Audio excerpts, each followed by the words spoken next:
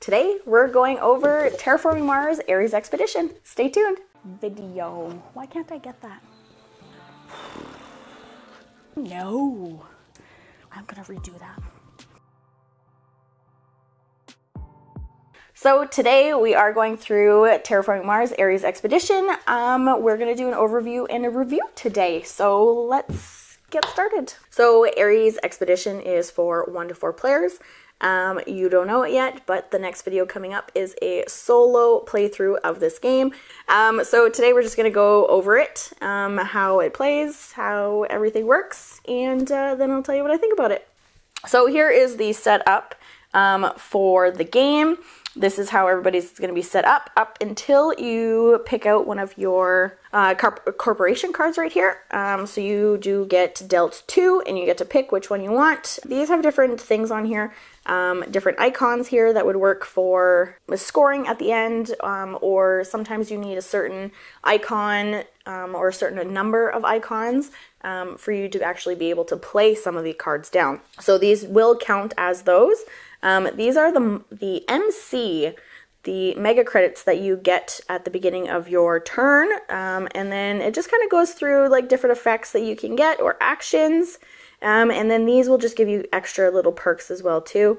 So this one at the beginning of the game, you get to reveal cards from the deck until you reveal a blue card, and then you get to place that into your hand and you discard the rest. This one simply just says that you start with 50 mega credits. And so you would have to pick one of these and place it right there where, well, you might not, but we got the player mats with this, but the game does just come with this player board right here, which kind of allows you to place your cards kind of wherever you want to. So that is what you start off with, and then you start off with these cards right here. And these are phase cards. This is how you're going to be picking what you're doing in that specific turn.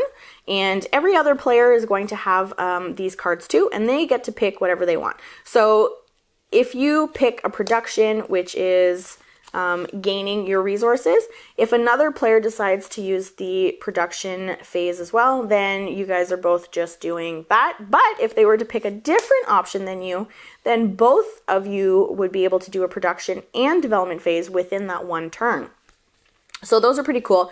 And the player who is playing the card gets the little bonus down at the bottom. So now I wouldn't be able technically to get this card right here if another player had, or this bonus right here, if another player had played it.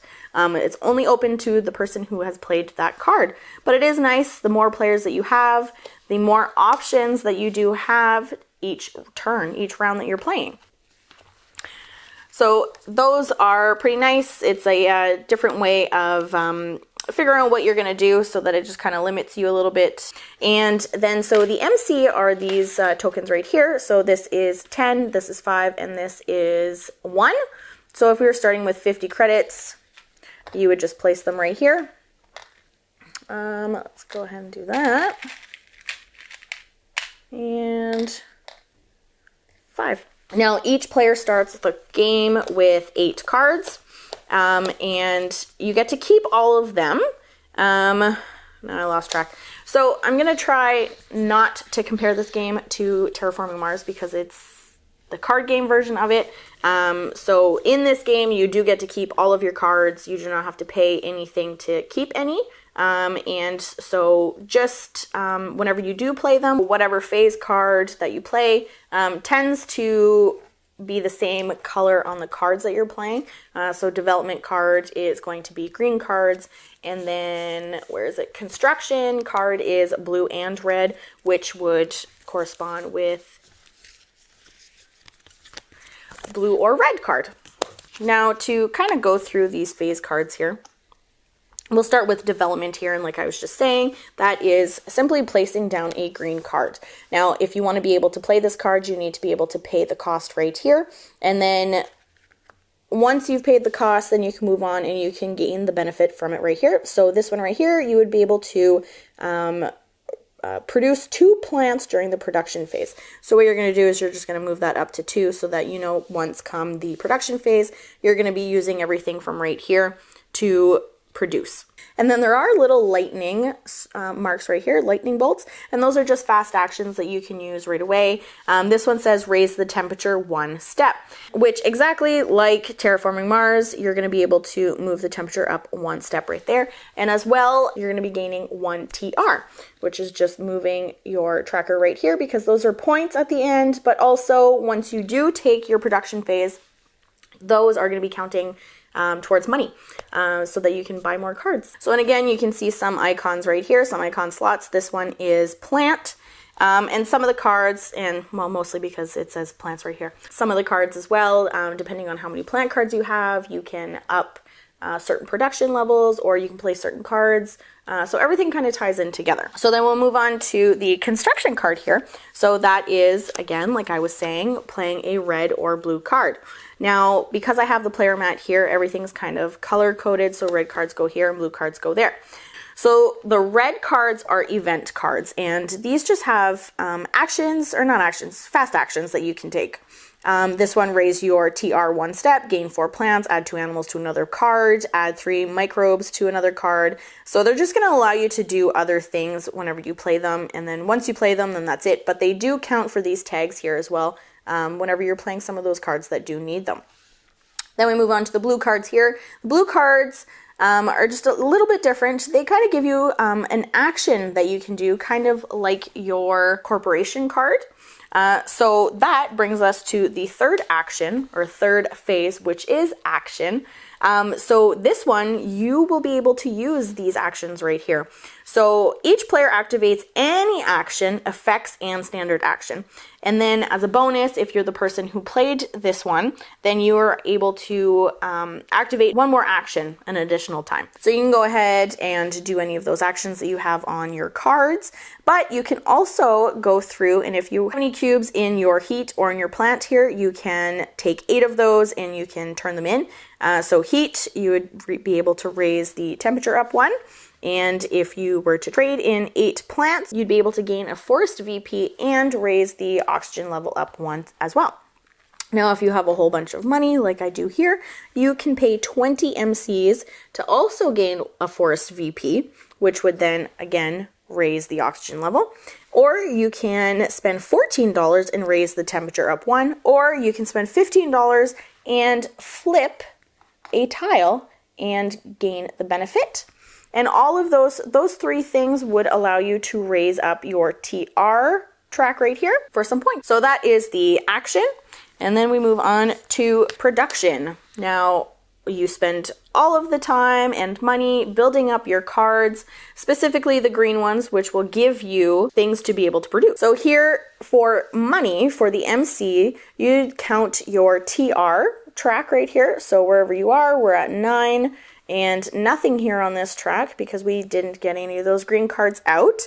So you would collect 9 MC, which you would just take it from the bank. And then if you had any cards, you would be able to draw a card. If you had any heat, you'd be able to just place, again, just in here. And this plant right here is set at 2, so that is what you would do. You would take 2. And then if you are the person who played this card, you'd be able to gain, as the bonus right here, 4 extra MCs. And you'd place it right here along with the rest of them that you placed. So that is how production works. And then you move on to the final phase, which is research. Research is just all players get to draw 2 cards from the deck. You get to look at them and pick which one you want. You can only keep 1, and then you would place the other one in a discard pile, and this one would go to your hand. Now, as a bonus to the person who played this card, you would be able to draw an additional 3 cards and keep an additional 1 card. So in the end, you're drawing 5 cards and keeping 2. Now, just to touch a little bit on how steel and titanium work in this game, it's a little bit different than Terraforming Mars. So if you were to place this card down, which has a titanium here, so you would play any cards with this icon right here, which is space, and you would pay 3 MC less for it. So now this game is a little bit different. You gain 1, you'd up this track 1. Now in Terraforming Mars, you are collecting cubes as it, and once you use it, then it goes back to the bank and you need to recollect it to be able to use it again. Whereas in this one, it is there consistently every time that you're playing a space card, you can use that -3 MC. And the more cards that you get, the more that you can deduct from the price of those cards. And then the same thing would go for the steel. Up that just like that. And this one is the same as Terraforming Mars, which is just a subtracting 2 from the cost of the card when you're playing a card with a building icon like that on there, or a building tag. And sometimes there are stipulations to playing cards in this game where they will be right up here. So this one would cost you 1 Terraforming Mars point, so you'd have to take that down just to be able to play that card. This one, at least 6 ocean tiles need to be flipped before you're able to play this card. And this one, it requires red temperature or warmer to be able to play that card. Some cards do have points that you collect at the end. Some cards, I guess I'll put that up there, have a -1 point for the end of the game. And a few, if you can find them, have +2 points. So once both tracks get to the top and all of the ocean tiles are flipped, that is the end of the game.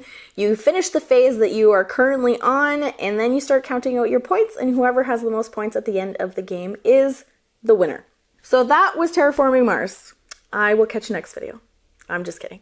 I'll move on to the review part for you. So I'm just going to start with a couple of things that I really enjoyed about this game. First off were these phase cards.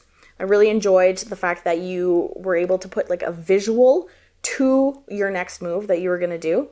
So not really thinking about it, you know, if I'm going to play a green card, okay, I'm playing a green card. And if I'm going to play a blue or red card, I'm going to play a blue or red card. And then if I'm going to take an action card, they match with the color of the actions. So really enjoyed putting the visual to your move that you're planning on doing. And also really appreciated that the color on these cards, on the phase cards, corresponds with the cards that you're actually going to be playing that phase. I don't know why I said that funny. That phase. So I really enjoyed that part of it. Now, I also really enjoyed just touching a little bit on Terraforming Mars. I think it's kind of hard not to include Terraforming Mars in this review just because this is Terraforming Mars, the card game. So much smaller board in this one, much smaller. You're not playing any tiles. You're not playing any tiles. You're basically just flipping water tiles. That is the only tile that they kept in Ares, or the water tiles. They did keep these forest tiles here too, which collect points at the end. So whenever you are converting your plants over to oxygen, then you do gain one of these forest victory points. The same but different. You're not placing it anywhere. You're not collecting points based off of that or anything either. So I definitely like that. It's almost like there's less going on with this game versus Terraforming Mars. So I did enjoy that too. Something else that I really enjoyed with this one is that you are not paying the cost to keep the cards in your hand. You start with 8 cards and you keep those cards, and that's what you get. You're not paying for them, anything like that. You just strictly have to pay the cost when you play them, which is also something different from Terraforming Mars. Another thing, and I don't know if I like it or not. I feel like it's almost too much of a benefit for me. I really struggled with it whenever we first played a couple of games, and I almost felt like that's the only reason why I was winning. So the steel and the titanium down here it's a track. So once you play one of those cards, then your cube goes up. So you're keeping track of them, and every time you're playing a card with either steel or titanium, you're just automatically deducting that cost from the card. It almost felt illegal to me. Like I felt like I was doing something wrong, and that maybe I shouldn't have spent so much money on those cards to be able to cut down the cost on any other cards additionally that I'm going to be buying. And I don't know if that's just me. Let me know down in the comments if you feel the same way too. So that's one thing that it was hard to get over. But also like it that I'm not paying for a card, collecting some titanium cubes just to turn around and spend them and have to reaccumulate them. It's kind of like a love-hate, I think, with this way. I'm still not exactly sure 100% which way I'm going. I can see why they changed it though, because it did take a lot to try to accumulate all of them, and then once you use them, then they're gone. This way they accumulate, you keep using them, they're there forever, you don't have to get rid of them. So I'm on the fence on that. I like it, but it feels wrong. That's where I'm at. So those are things that I really, really liked about it. Is the score track here. I feel like maybe it could have been a little bit bigger, you know, it's literally just the width of your cube. Like, that is it. Wherever you are, it's literally just the width of it. And this game plays up to 4 players. So what happens, like, I understand that this 5th one here is really big. The number 5 here is really big because that's the starting point.